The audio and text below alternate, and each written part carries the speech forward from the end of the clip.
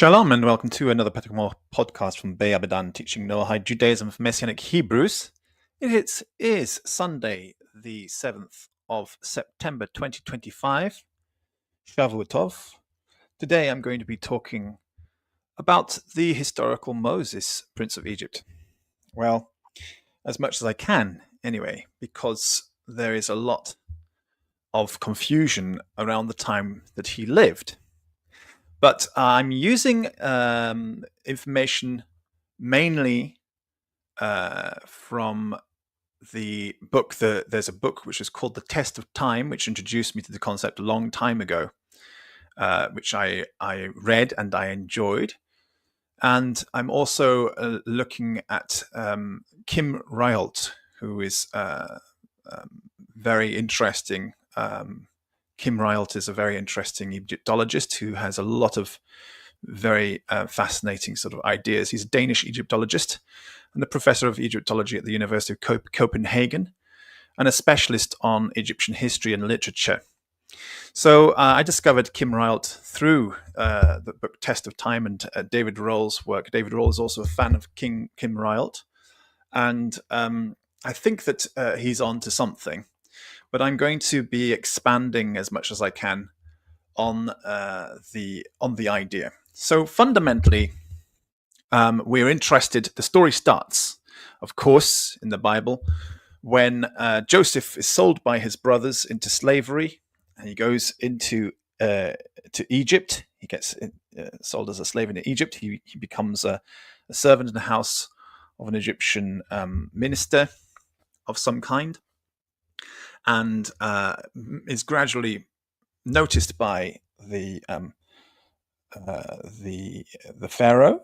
Actually, he's sentenced to imprisonment, and while he's in prison, his ability to interpret dreams it becomes famous, and it makes its way to the ear of the pharaoh, who calls him out of prison to ask him to interpret his own dream, and that dream interpretation comes true, and the pharaoh makes Joseph into basically prime minister over the land.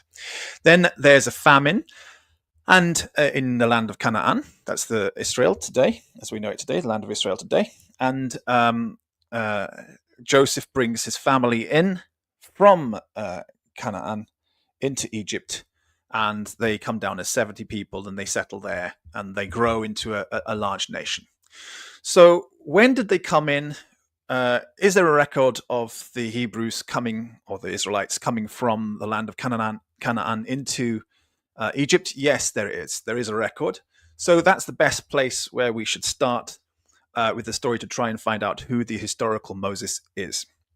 And so the dynasty that we're going to look at, as people probably know this dynasty, it's not a secret. People have talked about it many, many times, as this is probably the origin of the story of the Hebrews' migration into Egypt and the origin of the Hebrew slaves. And when they left also, that's the Exodus. So it's not a secret, but it's worthwhile going over it for people who are not familiar.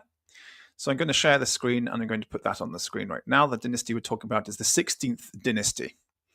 So this 16th dynasty is the dynasty which invited, at the very least, we can say the dynasty which invited Joseph and his brothers in, or it's actually Joseph himself as the sort of the prime minister, could have been one of the rulers of the 16th dynasty.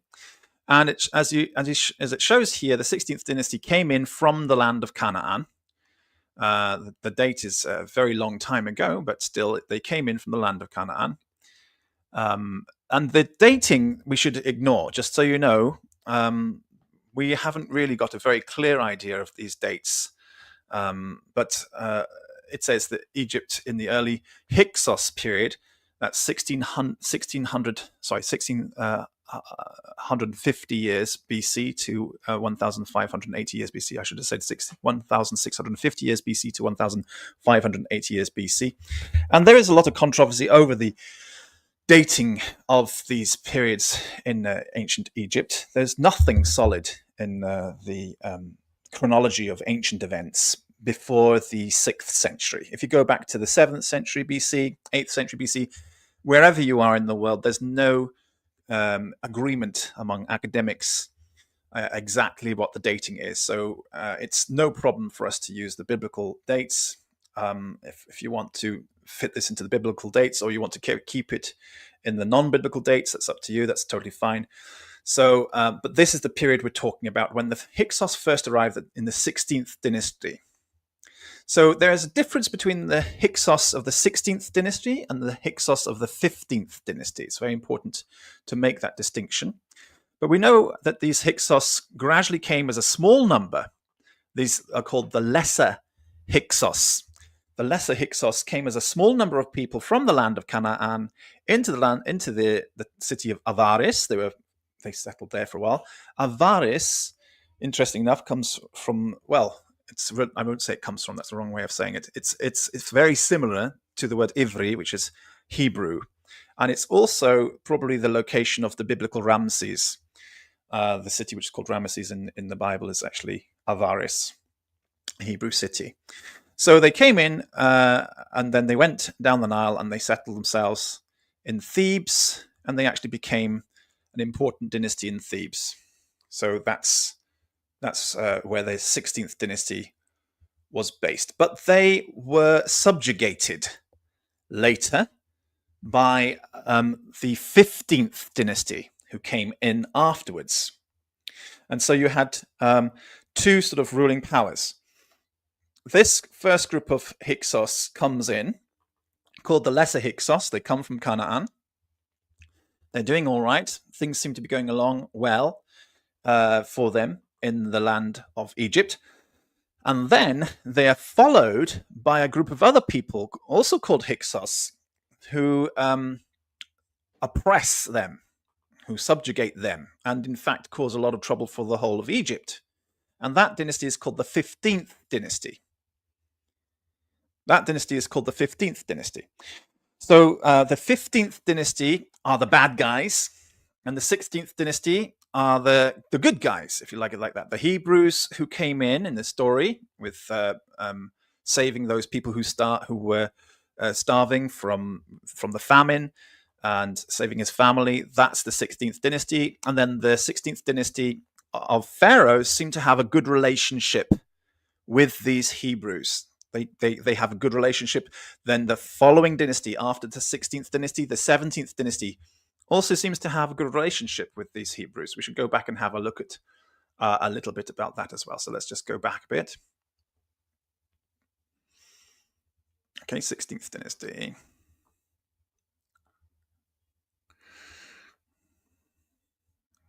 There they are.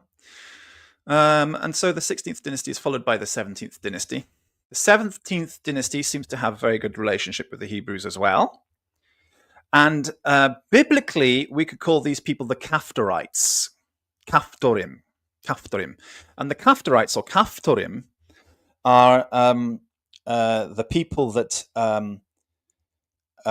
from whom the name Copt comes. The word Copt, Coptic, and Coptic people comes from Caphtor, Copt. The biblical term Copt is the biblical term Caphtor in Hebrew. And in fact, Copt is a corruption. Well, it's not corruption, it's closer to the truth, but what we have corrupted from Copt, believe it or not, from the word Copt, we get Gipt. And Gipt turns into Gypt, and then we get the word Egypt. So when we talk about Egypt, we're actually talking about Copts. Egypt, Gipt, Copt, and that means Caphtorites, Caphtorim. So this is the Caphtorim, also have a good relationship with the Hebrews. I seem to have some kind of freeze happening on my computer. I hope I haven't lost you all. I hope you're all still there. Yep, let me just check and see if we're still broadcasting. Yep, looks like everything's grand. Yep, I can see that my sort of, what do you call that? Anyway, the emoji, whatever you call it, the avatar is flashing away, which means that we are still live, so that's good. All right, so this group are the Copts, and they are a descendant of the 16th dynasty who came beforehand. So the 16th dynasty are associated with the arrival of the Hebrews, the arrival of the Israelites or what they call the Amu, which some people have suggested Amu means Amorite because of the similar sounding of the term Amu, Amorite, sounds the same, and that the term for the Asiatics was named Amu or Amorite because they were the biggest group of people in the land of Canaan. So that's supposed to be where they get the name from. They were also called the Shemu as well, because of course amongst the Amu you have the children of Shem, or the Shemites, or the Hashemites, or the Semitic people. We get that word as well, Shemu. So the Amu and the Shemu, they come in, and they are friendly with the 16th dynasty. In fact, so friendly that we can't distinguish them from the 16th dynasty sometimes, which is natural because Joseph was appointed as a prime minister at that time, and he married a princess and had Egyptian sons, and no doubt there was a lot of intermixing between Joseph's descendants and the royal family. So we don't distinguish between the Israelites and the 16th dynasty. But then gradually, the 16th dynasty continues into the 17th dynasty, also in Thebes. They continue there. And then after the 16th dynasty, we have the 18th dynasty. And it's the founder of the 18th dynasty who's associated with the eviction of the Hebrews from the land, and also the eviction of these Hyksos from the land. So there's kind of a double thing going on here. The Hebrews leave, and the 18th dynasty is established, but at the same time, the Hyksos also leave, because remember that the dynasties we're talking about, the 16th, 17th, and 18th dynasties, are all kind of Hyksos. They're a Hyksos dynasty. So what happens is there's a split between the one group of Hyksos and another group of Hyksos. What we call the lesser Hyksos are the ones who come in first, 16th dynasty, 17th dynasty, 18th dynasty. And the greater Hyksos are the ones who come in second. The greater Hyksos are the 15th dynasty. And the 15th dynasty, the last rule of the 15th dynasty is something called Hammudi. And Hammudi is the last of the ruler, the last Hyksos ruler of the 15th dynasty. That's this tab, which we've got to have a look here, Hammudi. And he was defeated at the hands of Ahmose I, who we see, Ahmose, Moshe, sounds similar, right? Interesting, Moses, Moshe. Ahmose I kicks out the last leader, Hammudi, and the Hyksos leave. Now, Ahmose, his name actually means Yah is born. And Yah is the Egyptian god of the moon, which is interesting for any of you people out there. There's a lot of people out there who like to criticize Muslims, going along saying, "Oh, Muslims are worshipping a moon god" or something like that, and they don't think, these are Christians and Jews who like to do that, and they don't think for a second that perhaps there's a relationship between the name Yah and the Egyptian moon god. So, moon gods rule rock, okay? because we should not be afraid of another name for the moon god if the moon god is actually the god which the name Yah comes from, or is associated with Yah. We should be all very relaxed about that. Otherwise, we might be shooting ourselves in the foot. So I have no problem with the moon god being something to do with, at least to do with the angel of the Lord. I think that it's highly possible that that the moon became associated with the angel of the Lord. Because it reflects the light of the sun. People in the early days would have pretty much. I mean, we think that that the people in the early days didn't have any understanding of such things, but I think they did, and I think that that's a very good description, that he reflects the light of the sun being a symbol of the infinite light, and the moon reflecting that infinite light to us on the earth. It makes sense that you can get a kind of an allegory going, but as we know, many allegories over hundreds and thousands of years eventually become misunderstood, and people can start worshipping the moon as if it was a god, for example, than the sun as if it was a god, because they've lost the allegory. But I like the allegory that the sun representing the infinite light, which cannot be looked at, otherwise you go blind. Its light is reflected to us by the moon in a more gentle, soft way. Still brilliant, still bright, but not enough to destroy us. So I like that. imagery, at least. So I'm not offended by the idea of Ya being associated with the moon god, and I don't think anybody else should be offended by that either. Okay, so Ahmose, or which they say means Ya is born, or could be born of Ya. It's a different way of saying it. If you're born of Ya, it means son of Ya or child of Ya.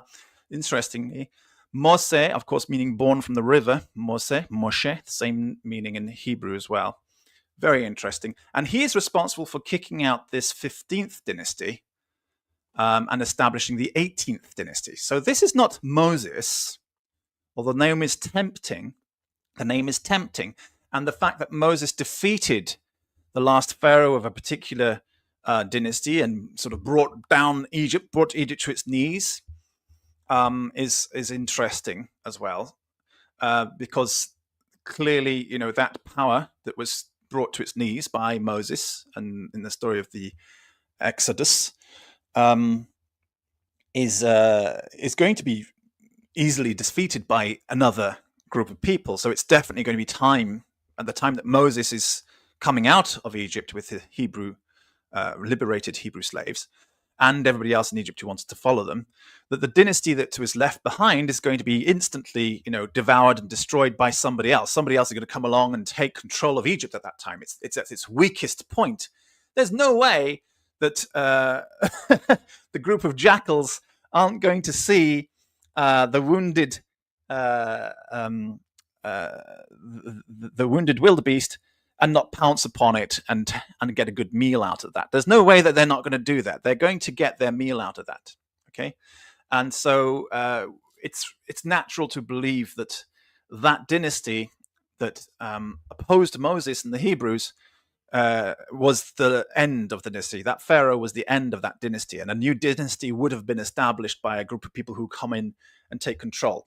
The story tells us that Pharaoh's son himself was killed, and therefore he had no successor. So we're looking for a new dynasty that comes into that time. And I think this 18th dynasty and the Ahmose here, Ya is born, or born of Ya, he comes in and starts the new dynasty. And we don't hear of any trouble. This new dynasty doesn't cause any trouble to Moses after that. The Egyptians go in and gallop after Moses and the Israelites. They get swallowed up by the sea. And then nobody causes any trouble to them while they're wandering in the wilderness of Sinai for all that time. No, the Egyptians don't say, oh, let's go and get them again. The second dynasty don't come along. The rest of Egypt don't come along. Why? And the answer is very simple, if you just think a little bit logically. Because that was the end of that dynasty. And the next dynasty that comes along is quite frankly, quite happy with what Moses and the Israelites have done as far as they're concerned. They're quite happy that they've given them a chance. And so Ahmose here, Moshe, or Ya Moshe, if we want to put it into Hebrew, Ya Moshe here, or Moshiyahu, would be probably the correct Hebrew form of it.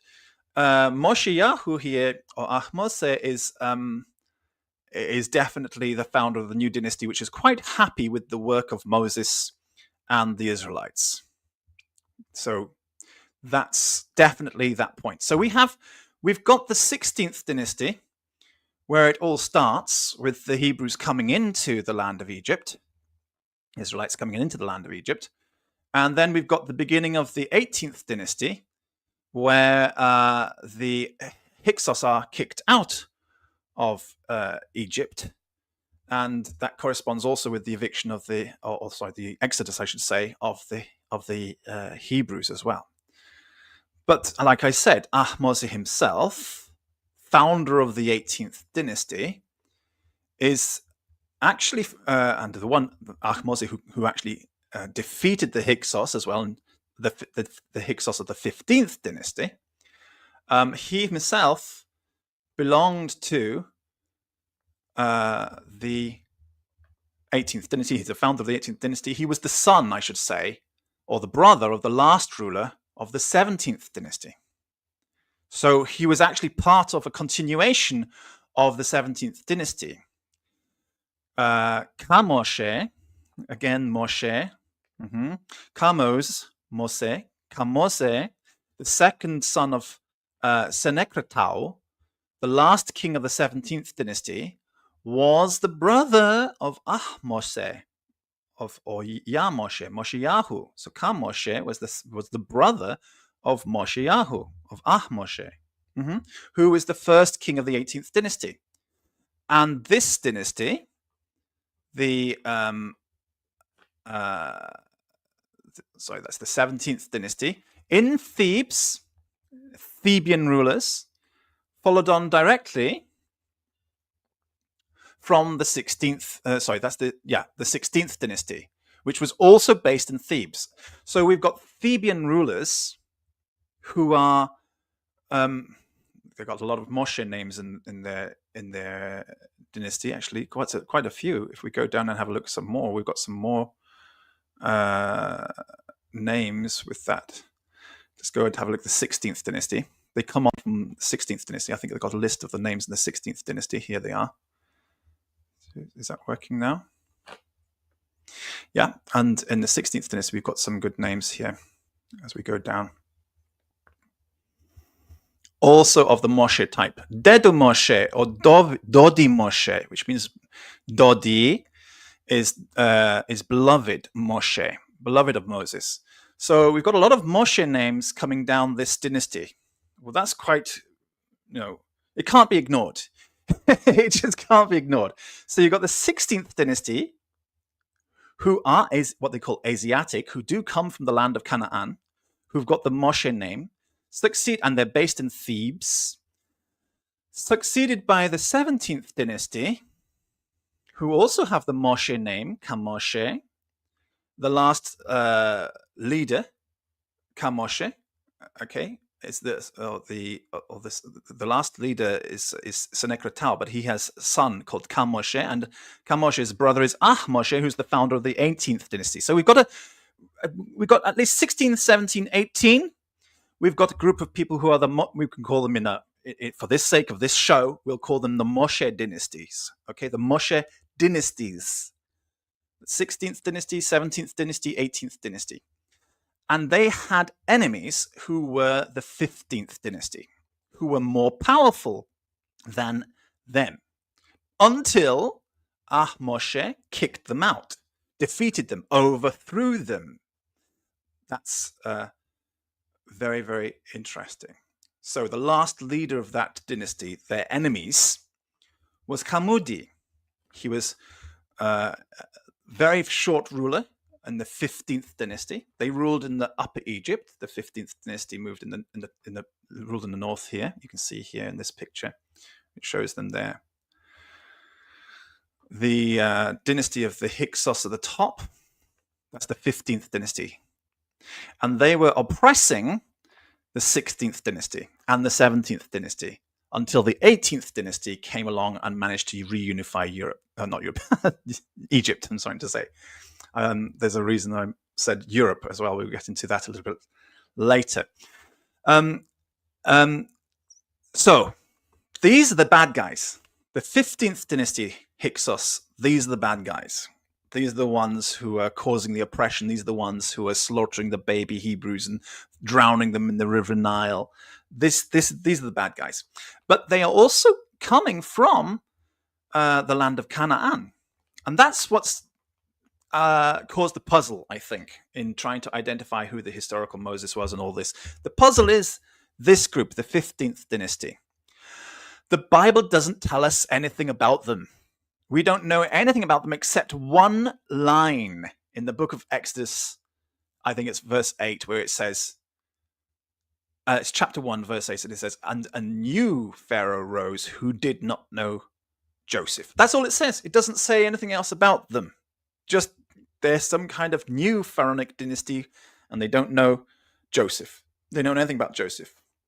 And they don't care about Joseph. And in fact, they come in and they start immediately oppressing them. And specifically, they want to oppress the Hebrews of Avaris. And they say, we have got to deal with these people in case they side with our enemies, which is clearly the 16th dynasty, and overthrow us. That's all we really know. So let's just have a look at that Bible verse to remind us concerning who they are. And just remind us that we don't know a lot about these people. There's very, very little that we do know. So it's in the book of Exodus, and we shall look at the first few verses of the book of Exodus to try and find out who they were from the biblical point of view. And it's talking about the Israelites multiplying in Egypt. So they come in the time of the 16th dynasty.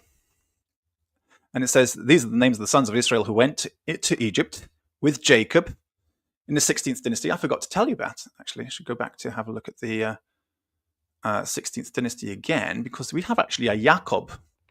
I think it's in the 16th or the 17th dynasty, just to remind us. Let's have a look at the 16th and see if we have Jacob.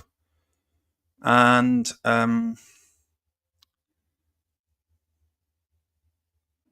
Jacob, there we go. Jacob was one of the early rulers in this 16th dynasty.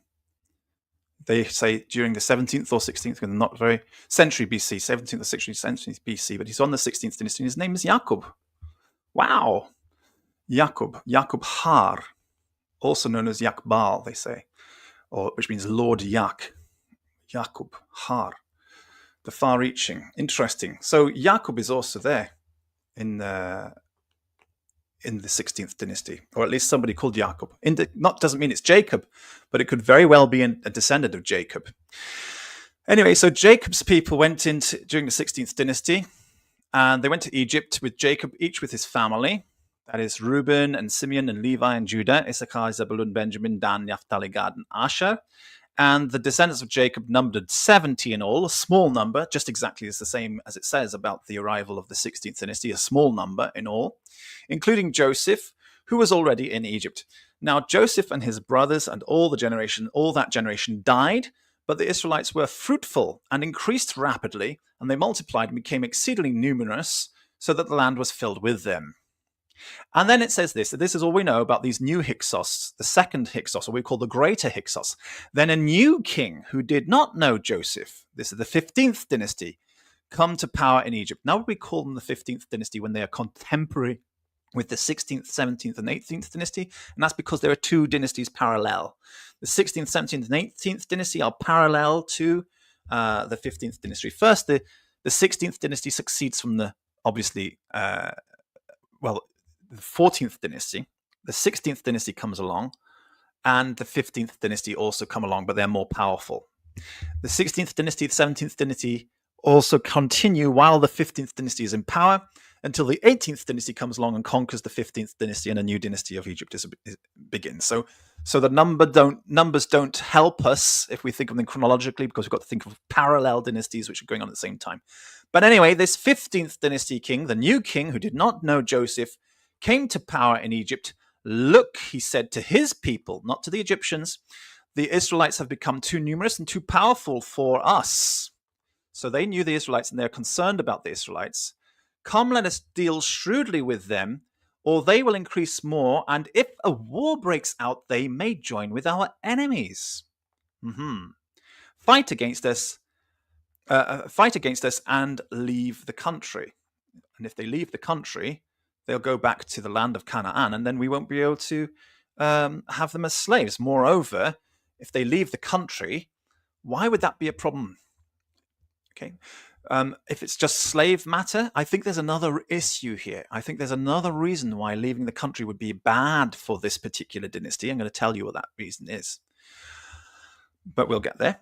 So the Egyptians appointed taskmasters over the Israelites. This is Misraim, the word which is used here, not Kaftorim.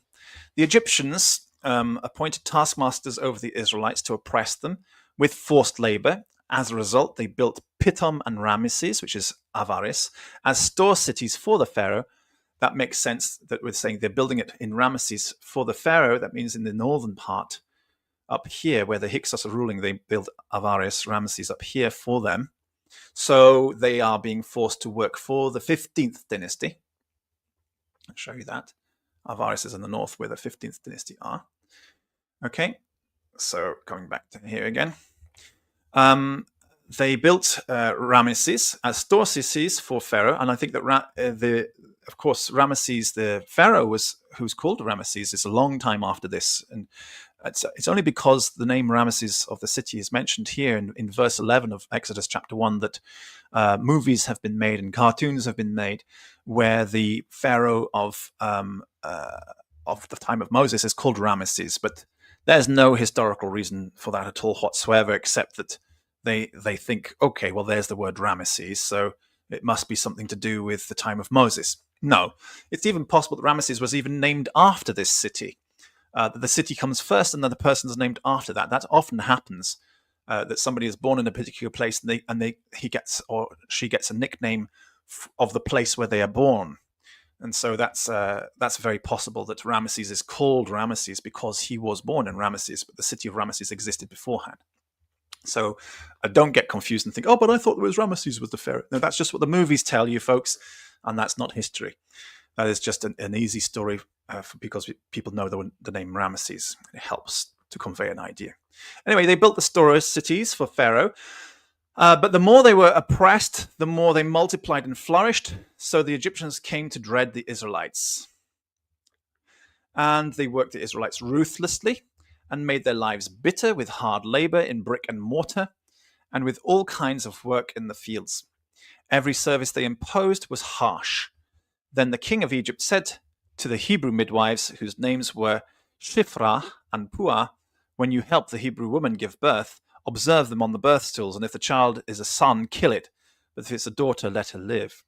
The midwives, however, feared God and did not do as the king of Egypt had instructed, and they let the boys live. So the king of Egypt summoned the midwives and asked them, why have you done this? Why have you let the boys live? And the midwives answered the Pharaoh, well, the Hebrew women are not like Egyptian women. They are very, very vigorous. They give birth before the midwives arrive. So God was good to the midwives, and the people multiplied and became even more numerous. And because the midwives feared God, he gave them families of their own. Then Pharaoh commanded all his people, every son born to the Hebrews you must throw into the Nile, but every daughter you may allow to live. So girls were all right for the sex slaves, but boys had to be killed. That was the attitude. Now it says this: a man of the house of Levi, the priestly tribe, married a Levite woman, a priestly woman, and she conceived and gave birth to a son. So a priestly man married a priestly woman and gave birth to a son. When she saw that he was a beautiful child, she hid him for 3 months. But when she could no longer hide him, she got him a papyrus basket, coated it with tar and pitch. Then she placed the child in the basket and set it among the reeds along the bank of the Nile. Now we understand that this must be Yocheved who's being spoken here, because it says, and his sister stood at a distance to see what would happen to him. As soon as the daughter of Pharaoh went down to bathe in the Nile, and her attendants were walking along the river bank, and when she saw the basket among the reeds, she sent her maidservant to retrieve it. When she opened it, she saw the child, and behold, the little boy was crying. So she had compassion on him and said, this is one of the Hebrew children. Then his sister said to Pharaoh's daughter, and this is the one who saw it all happening, shall I go and call one of the Hebrew women to nurse the child for you? Go ahead, Pharaoh's daughter told her, and the girl went and called the boy's mother. The Pharaoh's daughter said to her, take the child and nurse him for me, and I will pay your wages. So the woman took the boy and nursed him. And when the child grew older, she brought him to Pharaoh's daughter, and he became her son. And she named him Moshe, Moses, and explained, I drew him out of the water. Interesting. Very, very interesting. So, this family, who was good to him, we have to think a little bit, don't we? Does it mean that he belonged, that this princess belonged to the Hyksos family who was oppressing the Hebrews in the north? Or might this princess belong to the Theban family who were friendly to the Hebrews? That's an interesting thought. We should think about that, because it's possible that they were actually Thebans who were friendly to the Hebrews, as opposed, because she took pity on him and called him Moshe. And the Moshe name is very popular with the Theban dynasties. The 16th, 17th, and 18th dynasties have Moshe names popping up all over the place. So it's And it says that it's she, the Pharaoh's daughter, was the one who named him Moshe. So it's possible that she actually belonged to the Theban dynasties and not to the Hyksos rulers in the north who were oppressing the Hebrews and also forcing the pharaohs of the Theban dynasties, the Theban pharaohs, forcing the Theban pharaohs to pay tribute as basically a subjugated people. That's what I really believe is the fact and did happen. I actually think that that's the truth. Okay, let's see how we're doing. So far, so good. I hope there are no problems. Everybody looks like there's no questions so far. We've got 5 viewers here.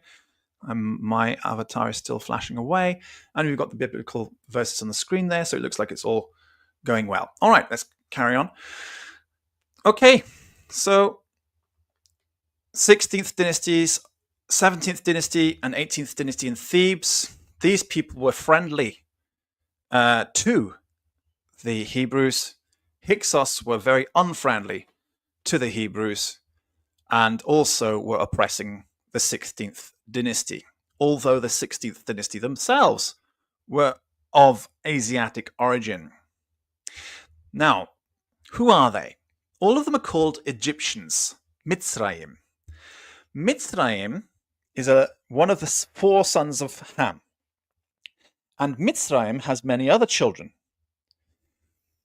So every single group of people who descend from Mitzrayim can be called Mitzrayim as well.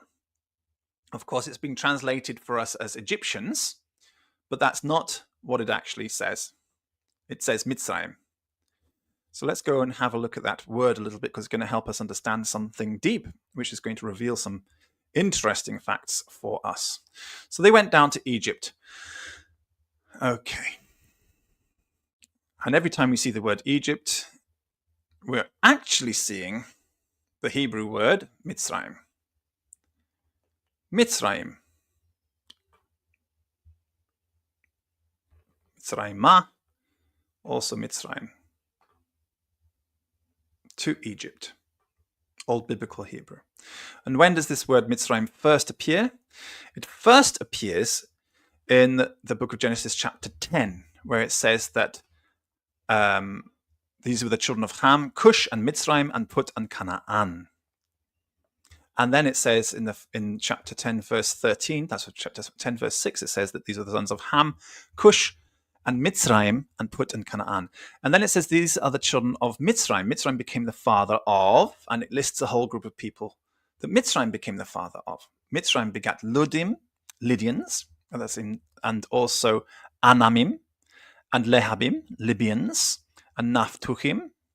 These are all Egyptians in the biblical sense, or Mitzrayim, and Patrusim, and Kasluchim, and Philistim, and Caphtorim. There you go. So Philistim and Caphtorim. Now the Caphtorites are this dynasty that have welcomed the Hebrews down in the bottom of Egypt near Thebes. We call Upper Egypt, actually. Thebes. They are the Caphtorites who welcomed them. And David Rohl has got a lot of interesting things to say about the Caphtorites. He likes them very much. Basically, the test of time. I think he's interested in because he's interested in Egypt. And Copt, of course, being the original Egyptians, and Caphtorim being the original Egyptians there. He's really interested in the Caphtorim. So the test of time is one aspect of the Caphtorim. But another thing which he writes about them is a book called The Lords of Avaris, which is all about the Caphtorim as well. It identifies the 17th dynasty as the Caphtorites, the original sort of Phoenician people who were great seafarers and who spread a civilization across the Mediterranean, Caphtorim. And then the other people who are also called Egyptians have to be one of the other groups. So if the 16th, 17th, 18th dynasty are the Caphtorites, who even the Bible has a very good thing to say about, it says that of the people of the land of Canaan, it says that there are 4 inheritors of the people of the land of Canaan. The Israelites, of course, inherit the land of Canaan. the main body of the land. Then it says that the children of Lot have inherited a part of it, a portion of it, and the children of Esau have inherited a part of it. And it also says that the Kaftarites have inherited a part of it. God has actually assigned Gaza, the Gaza Strip, to the Kaftarites. It says it belongs to them, and it's their land in perpetuity by God's command. So it's really, really wrong for people who believe in the Bible, for people who believe in the Torah, to try and take that land, because the Torah says that that land was given to the Kaftarites and it shouldn't belong to anybody else. Of course, if you go against God's law, you're going to be causing a lot of chaos in the world and causing a lot of damage, which is what's going on right now. Anyway, so the Kaftarim are 16th, 17th, 18th dynasty, definitely. And Gaza belongs to them as well, of course, Thebes, and they take control of the land afterwards. It says that the Israelites were thinking of going by way of the sea, but God said, do not go by way of the sea, because I have given that land to the Kaftarites. So the Kaftarites are the ones who are going to take that land. That's their way, and there will be war, and you'll be in the way, and you'll be damaged in the war, so keep out over their way of the war. The Kaftarites are coming up now from the south. They're taking over Egypt, and they're going to go as far as Gaza, and that's for them. So they go into the wilderness, and then they go to see a different way around. Across the Jordan, they see Jerusalem and the western bank. And God's saying, this is for you. The west bank of the Jordan River is for you. And they're supposed to take it, but they're afraid because they see giants in the land. So the other Egyptians who are mentioned oppressing the Hebrews have to be one of these other groups. They're not Kaftarim, but they might be Philistim, they might be Kasluchim, they might be Patrusim, and they might be Lehabim. It's coming up now. Naphtuchim, or they might be Anamim or Ludim. We don't know which ones. I suggest, and David Roll also suggests, I think he's right, that this is the group who have come down from the north, who are causing troubles and coming after the Israelites have come in. The Israelites are the first group of Hyksos, foreigners, who've come in. They are the Israelites. That's the lesser Hyksos, the 16th dynasty. And then after them comes the 17th. Sorry, after them comes the 15th dynasty. The 15th dynasty coming along afterwards. And that group, I think, are the Peleshet or the Peleset, Pelasts or Pelasgians, actually. David Roll makes a connection between them and the Pelasgians. He says the Peleset are the Pelasgians, and they are basically Mycenaeans. He says that they're Mycenaeans. And that the other name for them is Peleset, Palestinians. So Philistim, the first Philistim are actually kind of Egyptians originally. So let's have a look and see if I'm going to share a different thing now. Let's stop sharing that and go and share a different image. And I'm doing this because I have, for a long time, I've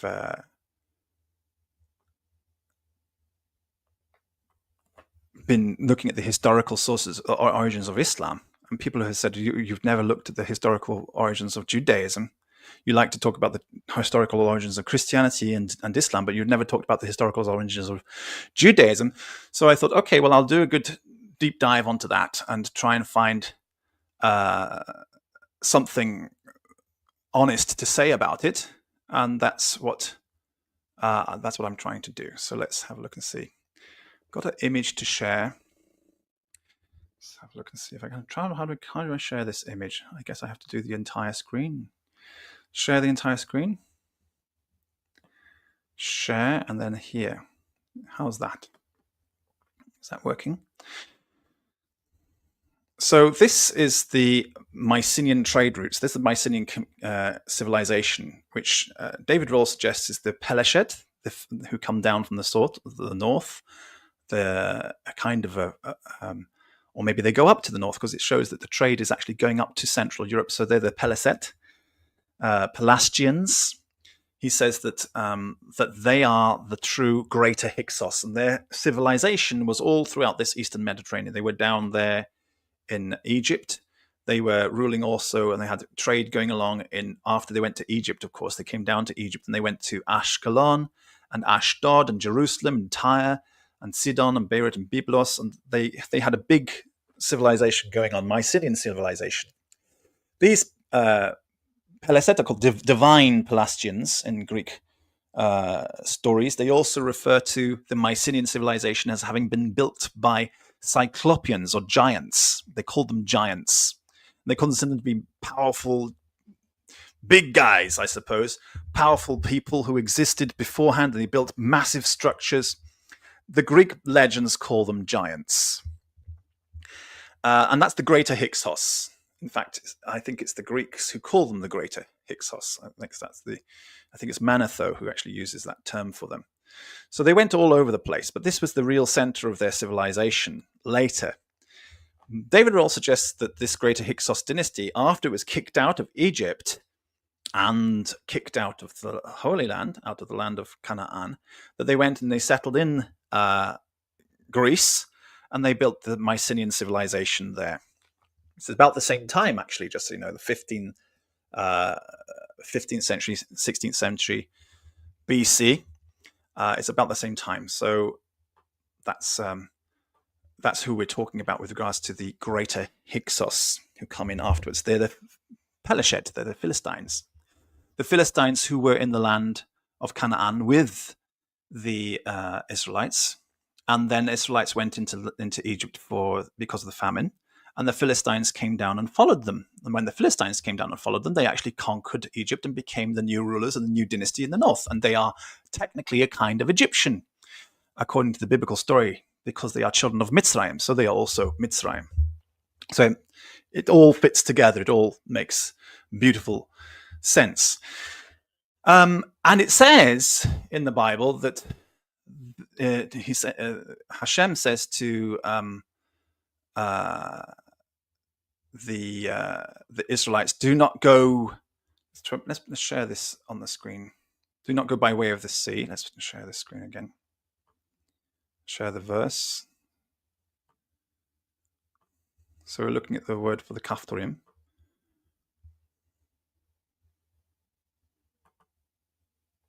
I hope it's working.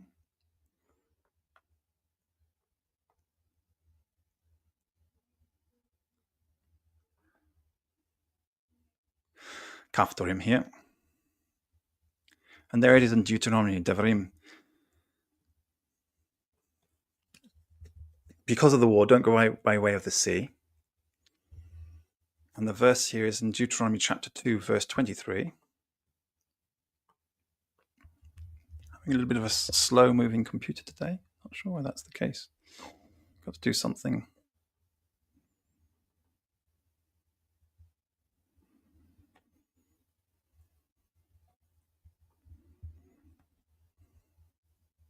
Yep, finally got through.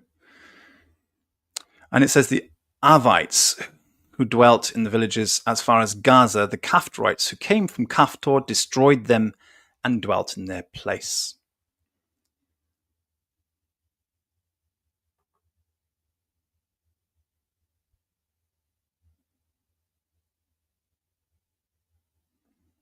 So they're the ones who came up, and the Avites were a Philistine people. So I'm having some slowness with the computer right now. I'm not sure why. So we'll just stop sharing that for a while, see if I can work out what's going on while I'm talking to you. Okay, so the Kaftorim were the dynasty, the 18th dynasty. They came up there. They replaced the Avites, and the Avites are a Philistine people who existed there beforehand, according to the Awim, according to Judaism. The Awim are Philistines, the original Philistines. And the Kaftorim who replaced the original Philistines are the Iron Age Philistines, the late Bronze Age and the early Iron Age Philistines. So the later Philistines, who came later, are actually Kaftorites, who we call Caphtorim because the Caphtorim conquered Philistia, which is actually Gaza Strip, and took control of Philistia, Palestine, original Palestine, genuine Palestine. I don't even understand why anybody who thinks themselves to be a Jew would be interested in conquering this land. It doesn't belong to us. It's original Palestine. It belongs to the Palestinians, and it was conquered by the Caphtorim and belongs to the Caphtorim after that time. So it's got nothing to do with us. Of course, those later Caphtorites went to war with us, but that's 500 years later, in the time of David and Solomon and Saul. I should say Saul and David and Solomon. At that time, there was a war with the Philistines, and things were not good. And those Philistines are actually Caphtorites. But that's 500 years later or 400 years later, hundreds of years later, and it's not the same Philistines who came in and as the Hyksos to Egypt. Those Philistines who came in were kicked out. The last king of them was called Hamudi, and David Roll identifies Hamudi with this guy here, with Cadmus. He thinks that this is Cadmus, the origin of the Greek mythology, because all the Greek mythologies is based in some kind of historical events which happened far, far in the distant past that nobody knows what exactly was happening more. But they say this was Cadmus. Hamudi is Cadmus, who is a cousin of Egyptus. Okay, so Hamudi is a cousin of Egyptus. Now, if Egyptus is Caphtorim, and Hamudi is a cousin of Egyptus, then that also agrees with the biblical narrative, which says the Philistim were the cousins of the Caphtorim. So Cadmus is a cousin of Egyptus. Makes sense. And it has a kind of a family tree for Cadmus too, and says that ultimately he descends from two people. First of all, his ultimate ancestor is somebody called Inachus.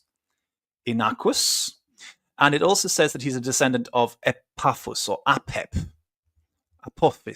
Apis. Now, Apophis, is also the name of, guess what? Do you want to guess? It's also the name of one of the kings of the 15th dynasty, the Hyksos. Yeah, that's right. It's actually a name of one of the 15th dynasty kings was actually Apophis, Apep. Exactly as the Greek mythology is saying, the ancestor of the last king Cadmus. David Roll says that this was Cadmus. Hamudi is Cadmus, and he is David Roll identifies Cadmus with Hamudi, and Hamudi is the descendant of Apep, exactly as Cadmus is a descendant of Epaphus. Apep, the same. It's just the Greek version of the same name, Apophis. Interesting, and it's not a coincidence again. So we should probably go and have a look at that again. To look at Cadmus, if we can get the 15th dynasty. And the last ruler of the 15th dynasty, does it have his name here? They have Hamudi, there he is. And there's Apophis, who is his ancestor, Apep. Interesting. So the idea is that the Greeks have a memory here. Did I show that just now? They're about showing? Yes, it is. So the Greeks have a memory here with Cadmus and all of his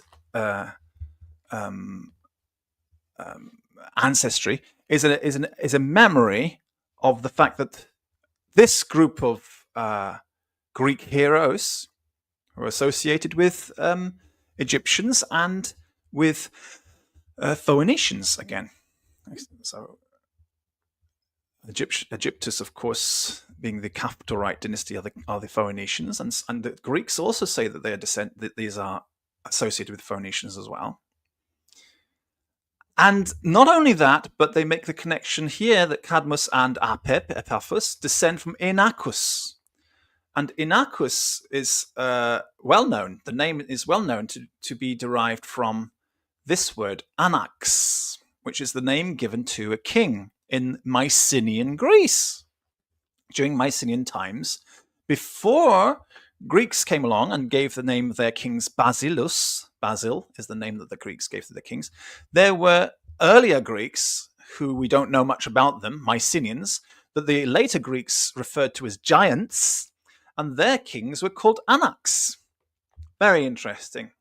And that's where the name Inachus is supposed to come from, the same root. It's supposed to be a reference to Anax, a derivative name from Anax, at least in the among those scholars who study this sort of thing. But Anax should also remind us of something else. Does it remind you? If you are knowledgeable about these things, it should remind you of chapter 13, verse 33 from the book of Numbers, where the spies who have come out of Egypt with Moses are sent into the land of Canaan to go and see, to spy out of the land and see if how they should best go and take over and conquer the land. And when they go into the land, they say, and there we saw et Nephilim, the fallen ones, the descendants of Anak. Interesting. The descendants of Anak, who came from the Nephilim. And we were in our own sight like grasshoppers. In our own sight. In their sight. In our own sight, we were like grasshoppers, so we were in their sight. In other words, they were kind of gigantic people. So there were these giants in the land at that time who were the sons of Anak, or the Anakim. Anaks, descendants of Inachus, the sons of Anak, Inachus. The Inachus, therefore, is Anak, the sons of Anak, the original Anak, from whom the Anakim come. And it says that these people were Nephilim. What does Nephilim mean? Nephilim, we know the answer from this in the book of Genesis chapter 4, verse 6, when it says, the Lord spoke to Cain and said, why are you angry, and why has fallen your face? Why is your face Nephelu? Why have you become Nephil? And so the father of all the Nephilim is actually Cain. So Nephilim is another way of referring to Kenites, specifically angry Kenites. Nephilim. Also, another Kenite, famous Kenite in the story of Moses, is Jethro the Kenite. And Moses marries Jethro's daughter. So he marries into the Kenites. But there's this distinction between Cain, the children of Cain, when they are not bad, and the children of Cain when they are bad. And when the children of Cain are bad, we call them Nephilim or Naphelu. And when they're fallen. And when the children of Cain are not bad, we call them Kenites. So this is just a way of distinguishing what kind of Kenite we're talking about. So the Bible says that these Anakim are Kenites, the descendants of Cain. It refers to them as Kenites as well. It's bad Kenites in this situation. There is a group of bad Kenites, descendants of Anak. Anak is where the name of the Greek king, Mycenaean kings, comes from, Anax, and that refers to ultimately Inachus. The descendants of Inachus were all of the dynasty, if you like, of Inachus, which is why they have that title. So we've got quite a very clear idea using these Greek stories, using the 15th dynasty of Egypt, using the biblical stories and the Greek linguistics. We've got and Mycenaean culture. We have a very strong identification here from different places, locking it in, telling us exactly who this Pharaoh who did not know Joseph was. He was one of these Mycenaean Anaks, one of these Mycenaean children of Inachus, sons of Anak. And Moses, Moshe first goes in and tries to negotiate a peace, which is not, it's not just the Bible, which actually talks about this, negotiating a kind of a release for the Hebrews. There's actually a reference to that. It's an argument which has been explored by Kim Ryholt, who's a big expert on these things. Look at this person, this particular Dedu Moshe II. And it's, where is Ryholt's comment in here? Yeah. Oops. I've got to go back. I think maybe his father, possibly. There's two Moshes. This Moshe and the other Moshe, this Moshe. Let's have a look and see if it's this Moshe.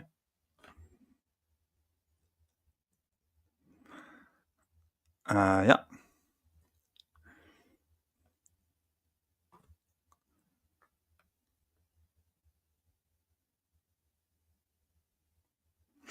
Well, I can't find the passage right now, but in one of the places where it talks about Moshe, it says that I think it was that it might be on the Talmudic page that the Moshe is the first try to negotiate with the Hyksos, and in the end, when the negotiations failed, a war broke out. That's interesting. That's very interesting because it's like a parallel of the story in the book of Exodus, that there was some kind of negotiation failed, and then a war broke out. The war could be, of course, the war of heaven upon him, but it can also mean that after Moses' negotiations with the Hyksos failed and they didn't release them gently, that the Theban dynasty went in and kicked the Hyksos out under the leadership of Moshe as well. So I think you're getting the picture that I'm trying to get across and trying to describe here. The idea that there were quite a lot of people with this Moshe name in the 16th, 17th, and 18th dynasty of Egypt, and they didn't get along well with this Philistine group who came in from Palestine and tried to negotiate a peace with them, but it didn't work out. Moses, in the end, left with the Israelites, and then that dynasty was finally, the 15th dynasty was replaced by the 18th dynasty. Moshe came in and took control at that point. But the more interesting thing is that the kings of that dynasty may have actually used the title for themselves Anaks, or if not, then they may have been the children or the descendants of Anak, Inachus, as the Greek mythology tells us, the sons of Anak. And so after dealing with the Pharaoh in Egypt, Moses' people then went into the land of Canaan, and they were supposed to deal with the people, the children of Anak there as well. And that's what the conquest of Joshua is all about. But they had to wait 40 years. So if we want to look at it from a very secular point of view, a very non-religious point of view, we might see it like this, in this sort of eyes, that Moshe was very close to the family of the Theban pharaohs who named him Moshe, and who many of whom used the name Moshe for themselves. And that he was sent, perhaps, to negotiate the release of the Hebrews, or at least maybe to negotiate the departure of the Hyksos from Lower Egypt, from around the town of Avaris, for example, Ramesses. But these negotiations didn't go well. They didn't go well. And in the end, the rulers in we call Lower Egypt, near the Mediterranean Sea, were overthrown. They were defeated. They were conquered. And after their conquest, the Theban pharaohs took control. And immediately after their conquest, Moshe then moves on to Canaan, where the rest of these Anak's kings, these descendants of Inachus, this tribe of people of Anak, are ruling. And it tells us the names of some of these sons of Anak, and one of the names is Ptolemy. So in the book of Numbers, it talks about these people.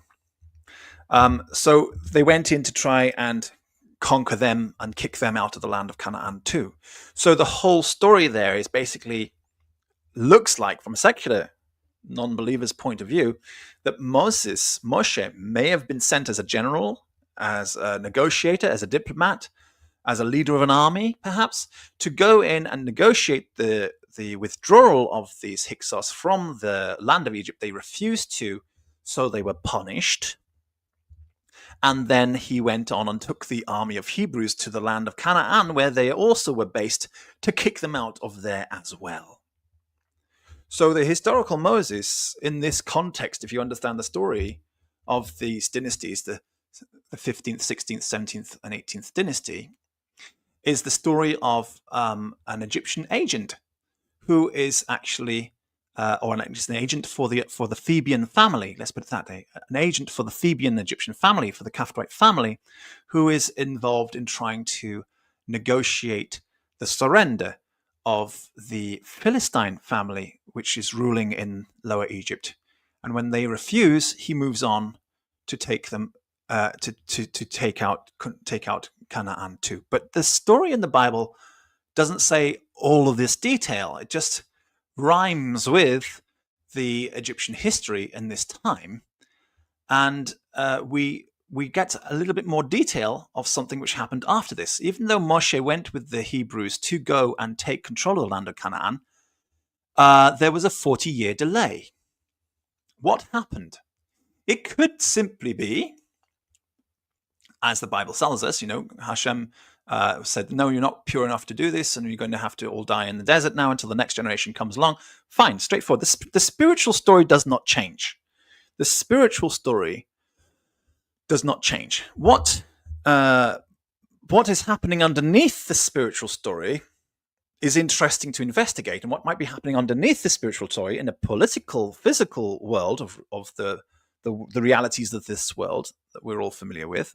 While the Holy Spirit is doing its business on the spiritual level, there are physical things and realities of the world which are happening around us, which we also have to recognize. But we should always try to interpret these physical realities in a spiritual light. So the Bible is telling us the spiritual story. But what is not telling us is the physical story which might be happening underneath the spiritual story. And that might be that after kicking out the Hyksos, the greater Hyksos, from Egypt, and then going to war with them, as the Bible says, they went to war in the land of Gaza, in Gaza Strip, that there was a delay because maybe they ran short of supplies. Maybe they ran short of finances. Maybe they couldn't, the war was more complex than they believed. Maybe the damage done by the Hyksos was more than imagined, and they had a lot of things to deal with. And there was a 40-year delay before Moshe and his people, the army in the desert, was ready to go and conquer the Canaan. That's a possible interpretation. But in the end, what we're talking about is essentially a Theban eviction of the early Philistine or Peleset or Pelasgian Mycenaeans from Egypt and from the land of Canaan. And that may be the historical basis. So now, if anybody wants to make a comment on this, you're welcome. I'm interested in the feedback you might give me, especially those people who have been very saddened by my analysis of the origins of Islam and the origins of Christianity, saying it has its origin in the Noahide movement, and have criticized me for never looking into the origins of Judaism. Well, I did it now. So if Moses is not the origin of Judaism as we know it, then who is? So I've looked at Moses in the same way I've looked at Jesus and I've looked at Muhammad. I haven't gone into detail on Jesus yet because I was afraid that if I did that before going into detail on Moses, then people might criticize me of being somebody who is not objective and is just attacking other religions and also always bigging up Judaism, saying how amazing Judaism is, but I never actually look at any historical pattern which might be underlying the Judaic story. Well, I did it first, so I should probably have done that before I did the historical Muhammad. But anyway, I've done the historical Moses now, and that's what I think is might be the truth. I think that's somewhere in the lines here. I'm not an expert of ancient Egypt, but I think that in the lines here, what I've looked at here today and explained to you today, is where we're going to find the historical Moses. And it may be that Moshe, who went to negotiate with the 15th dynasty, but failed, and it turned into war instead. In the end, the Hebrews left, the Philistines left, and the Theban dynasty of Caphtorites took control of the land, and the 18th dynasty began. Now, next time I get a chance to do this, I don't know when it's going to be, but I will look into the historical Jesus and see who he might have been. And I'm sure it's going to surprise most of you. The historical Jesus, again, we might not have an exact name for him, but we will look at the political side of it. Okay, the political context to see if it fits with the Jesus story, and see exactly why Pontius Pilate was so afraid to deal with this man when he first saw him. That's something when he realized, wait a second, are you a king? And he then tried to find out if this man was a king, and he then washed his hands of the situation. He didn't want to be involved because he was afraid there was going to be a riot. Why all this? I think I know the answer. I've mentioned it on the channel a few times before for the regular viewers, but I'll try to go into detail on that next time. Now, this doesn't undermine the belief that Jesus of Nazareth was actually an appearance of the angel of the Lord, that is Sar Hapanim, Memtet, the Hashem himself. It doesn't undermine that Moses was also a prophet of that same angel, and it doesn't undermine the idea that none of this historical stuff undermines the idea that the Quran was actually written as a guidance for the Arabs to guide them on the straight path. All of these things are true, can be true, alongside a historical reality, which is also true. But we just have to decide whether we want to see these events through spiritual eyes, or whether we want to see them as physical, political events with no spiritual dimension at all, or whether you want to see them as both, something which has a political, physical dimension, worldly dimension, and a spiritual dimension as well, which is the way I like to look at things. So I hope that whichever way you look at it, you will still continue to enjoy the stories, especially those of you who are interested in the political side. This is really for you today, and hopefully there'll be another show about Jesus as well later on. Okay, so thank you for watching. I see there are no comments there, so I will just end this now and look forward to comments underneath the video when you have time. Thank you. God bless you all. Take care, and Shavuot Tov.